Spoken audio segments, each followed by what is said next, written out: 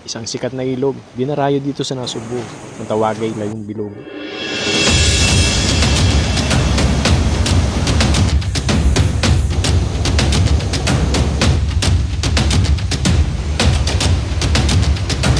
Subukan nyo talaga dito sir at malalaki talaga ang ikat dito. At hindi kayo masisiro dito sir. Kahit kayo mamandaw, siyang nakawin. Barangay Bayabasan, makasaysayang ilog at napakalamig ng tubig. Ito ang napili kong hunting spot sa adventure na ito. Nabahan ako doon Ito na nga tinatawag na Layong Bilog. Barangay Bayapasan at Cebu, Batangas. Welcome to my office. Marami na ako naririnig tungkol sa ilog na ito. Bukod sa paboritong destinasyon ng mga turista, mayaman din ito sa kwento mula pa ng panahon ng mga Hapon. Maraming puwersa ng sundalo ang nalunod dito, kaya minsan tinatawag din itong kinalunuran. Pero ang nagbigay ng interes sa akin dito, wala rin nakakasisid sa lugar na ito. Okay, start na tayo mamandaw. Kahapon lumusong ako dyan, alas 6 na. Wala ng tao. Lahat ng mga turista, nakaahon na. Siyang nakawin. Siyam nakawida ang baon ko, ang pain ko, kiwit. Wala nang ibang layo nakasunod, kaya dito lang ako na-concentrate. Nahe mo na. Pinaikutan ko lang yun ng kawil. Hindi ako inabot ng 1 oras dyan sa pagkakanan. At ito ang una kong pinandaw. Ang lakas ng kabog ng dibdib ko dyan. 3 tipa ang lalim niyang gilid ng patakan na yan. Hindi ko pa gaano kabisado, pero sa tingin ko, iyan na ang pinakamalalim na lugar.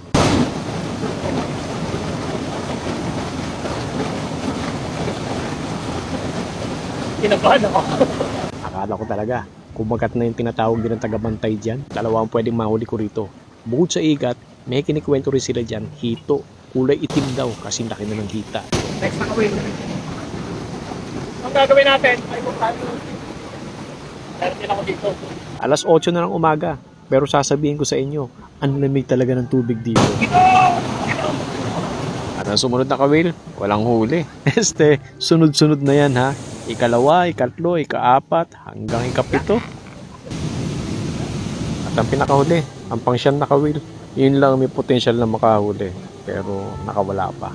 Pinilipid niya lang ang kawil ko. Hindi aabot ng 2 kilo to. Maliit lang. Yan lang may kumagat. Sorry mga ka-office, wala tayong huli. Enjoy na lang natin ang ilog. Imbitahan ko na rin kayo dito sa Layong Bilog Campsite Riverview. Napakaganda rito. Kompleto sa tutuluyan. May kubo, may cottage, meron ding tent. At kung wala kayong baon, huwag nyo nang problemahin. Maraming mabibilan dito. Kung gusto nyo namang mag-dine-in, may magandang kainan dito. R&E Events Place. Ang ganda ng lugar nila. Parang Tagaytay ang dating. Nasa gilid mismo ng burol. Doon ako naghunting kanina sa baba. Pero wait, may isa pang dinadayo dito ha. Yung Mount Palamitam. O sa mga mahilig umakyat ng bundok, pwede kayo rito. Hindi mo na kailangan ng certificate dahil kahit bata, kayang umahon. Sa mga nais pong umakyat ng Mount Talamitam, ang bundok po namin is open po sa lahat. Good for beginner, minor hike lang po siya, kahit bata po kaya. Sa mga stress na or pagod na sa trabaho, kung gusto nyo mag-relax, try nyo na pong umakyat ng Mount Talamitam, then pagbaba po may side trip river. Alam niyo na may halo-halo to sa May taas. halo-halo. May ice cream. Buko ice cream kung anong gusto nyo. Pwede kayo magpaikot-ikot. And that's all for today's video. Maraming salamat sa inyong panonood. And welcome to my office. Oh, yung mga bibili ng buko. Murang-mura dito, 20 pesos lang. Dito kay Kuya Wally, oh. Eto, bumili na ako ng saba. Paborito ko ito eh.